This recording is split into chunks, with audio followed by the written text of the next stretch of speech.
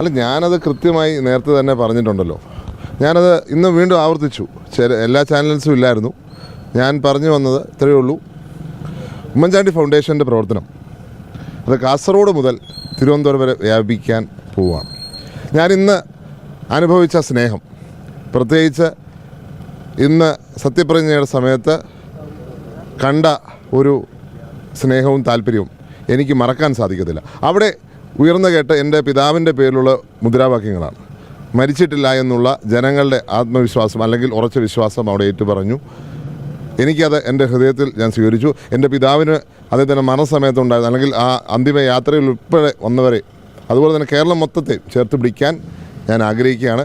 ഇന്ന് വേറൊരു സ്ഥാനത്തെക്കാട്ടും വലിയ സ്ഥാനം എനിക്കുണ്ട്. അത് കേരളത്തിൻ്റെ മകൻ എന്നുള്ള സ്ഥാനമാണ്. അതുകൊണ്ട് തന്നെ ജനങ്ങളിലേക്ക് ഇറങ്ങി ജനങ്ങളുടെ പ്രശ്നങ്ങളിൽ ഇടപെട്ട് അതുപോലെ ഗവൺമെൻറ്റിൻ്റെ ശ്രദ്ധയിൽ കൊണ്ടുവരേണ്ട എല്ലാ കാര്യങ്ങളും കൊണ്ടുവരാൻ ഉള്ള തീരുമാനം അത് ഉമ്മൻചാണ്ടി ഫൗണ്ടേഷൻ്റെ പ്രവർത്തന വ്യാപനം, പ്രത്യേകിച്ച് ഡ്രഗ്സിനെതിരെയുള്ള മൂവ്മെൻറ്റ് കൂടിയാക്കി അതിനെ മാറ്റുന്നതായിരിക്കും. തീർച്ചയായിട്ടും എല്ലാവരുടെ സഹകരണത്തിന് ഞാൻ പറയാം. മന്ത്രിസ്ഥാനം എൻ്റെ ഫാദർ പറഞ്ഞ വളരെ അർത്ഥവത്തായിട്ടുള്ള വാക്കുണ്ട്.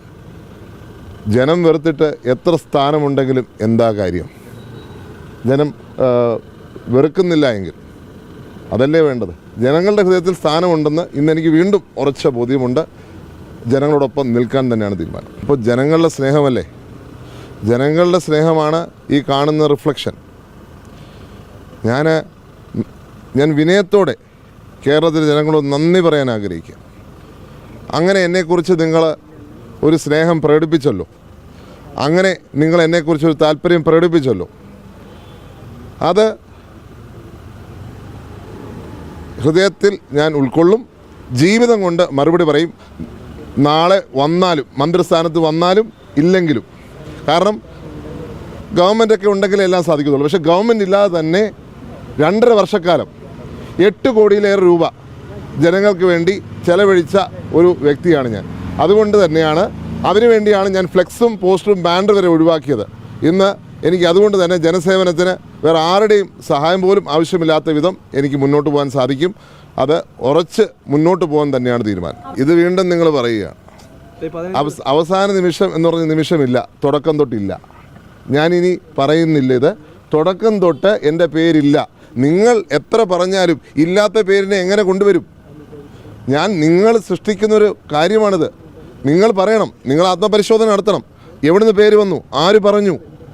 എൻ്റെ പേരില്ലാത്ത സ്ഥലത്ത് എങ്ങനെ പേര് വന്നു? അതുകൊണ്ട് ഞാൻ നിങ്ങളെ കണ്ടപ്പോഴൊക്കെ ഞാൻ പറഞ്ഞു, പാർട്ടി സ്ഥാനം തന്നാലും ഇല്ലെങ്കിലും ഞാൻ പാർട്ടിയോടൊപ്പം എന്ന് പറഞ്ഞയാളാണ്. അതിനുശേഷം പറഞ്ഞു എന്നെ പരിഗണിച്ചില്ലെങ്കിലും കുഴപ്പമില്ല, കാരണം എനിക്കറിയാം എൻ്റെ പേരില്ല. പേരുണ്ടാവുന്നത് എങ്ങനെയാണ്? മുഖ്യമന്ത്രി എന്നോട് ആവശ്യപ്പെടണം, അല്ലെങ്കിൽ മറ്റുള്ള ആരെങ്കിലും പാർട്ടിയിൽ വ്യക്തമുള്ള ആൾക്കാർ എന്നോട് പറയണം. അങ്ങനെ ഒരു വ്യക്തത ഇല്ലാത്തപ്പോൾ നിങ്ങൾ പറയുന്ന ലിസ്റ്റിനടുത്ത് നിങ്ങൾ 7 പേരെ ലിസ്റ്റ് കാണിച്ചല്ലോ, ഒരാൾ മാത്രമാണല്ലോ മാറിപ്പോയത്. നിങ്ങൾ സ്വയം ചിന്തിക്കണം, ഇതെങ്ങനെ വന്നു? ഇത് മാധ്യമങ്ങൾ കുറച്ചുകൂടി ഒരു ഉത്തരവാദിത്വം കാണിക്കണമെന്ന് ഞാൻ ആഗ്രഹിക്കുക. അപ്പോൾ ഞാനിതിനു വേണ്ടി ആഗ്രഹിച്ചു, ഇപ്പം വേറെ കാര്യങ്ങളും ഞാനിതിനു വേണ്ടി ആഗ്രഹിച്ച് ശ്രമിച്ചു എന്ന തരത്തിലും ചിലർ പറയുന്നുണ്ട്. ശരിയല്ലല്ലോ. ഇല്ല, 15 വർഷം മുമ്പ് എൻ്റെ പിതാവ് സത്യപ്രതിജ്ഞ അതേ ദിവസം തന്നെയാണ് എൻ്റെ പിതാവിന് നീതി കിട്ടിയെന്നാണ് ഞാൻ പറയുന്നത്. ഞാൻ ആദ്യം തൊട്ടേ പറഞ്ഞ കാര്യമുണ്ട്. എന്ന് കേരളത്തിന് ഒരു UDF മുഖ്യമന്ത്രിയെ കിട്ടുമോ അന്ന് പുതുപ്പള്ളിക്ക് ഒരു മന്ത്രിയെ കിട്ടും. അതുകൊണ്ട് വേറെ മന്ത്രി ആവശ്യമില്ല. കേരളത്തിൻ്റെ മുഖ്യമന്ത്രി പുതുപ്പള്ളിയുടെ മന്ത്രി കൂടിയാണ്. പുതുപ്പള്ളിക്ക് നീതി നടപ്പിലാക്കി കൊടുക്കുവാൻ, പ്രത്യേകിച്ച് എൻ്റെ പിതാവ് വിഭാവന ചെയ്ത സൂപ്പർ സ്പെഷ്യാലിറ്റി ഹോസ്പിറ്റൽ, അതുപോലെ തന്നെ 10 വർഷമായി നിലച്ചു കിടക്കുന്ന ഒരു പാലം, മറ്റൊരു പാലം പൂർത്തിയാകാതെ വെച്ചിരിക്കുക. ഞങ്ങളുടെ സിവിൽ സ്റ്റേഷൻ അടക്കം ഉള്ള കാര്യങ്ങൾ മുഖ്യമന്ത്രി ശ്രീ VD സതീശൻ അവർകൾ, അദ്ദേഹത്തിൻ്റെ സർക്കാർ ഞങ്ങൾക്ക് നടപ്പിലാക്കി തരുമെന്ന് പൂർണ്ണ വിശ്വാസമുണ്ട്. പുതുപ്പള്ളിക്ക് നീതി നടപ്പിലാക്കുവാൻ മുഖ്യമന്ത്രി മതി. അദ്ദേഹം എനിക്ക് ഉറപ്പായിട്ടും തരുമെന്ന് പുതിയ യാത്ര സമയത്ത് വാക്ക് തന്നിട്ടുള്ള കാര്യമാണ്. അതുകൊണ്ട് പുതുപ്പള്ളിക്ക് വേറെ മന്ത്രി ആവശ്യമില്ല. i2i News, an eye for truth. i2i News subscribe ചെയ്തിട്ടില്ലാത്തവർ ഇപ്പോൾ തന്നെ സബ്സ്ക്രൈബ് ചെയ്യുക. നോട്ടിഫിക്കേഷൻ ലഭിക്കുവാൻ ബെൽ ബട്ടണും അമർത്തുക.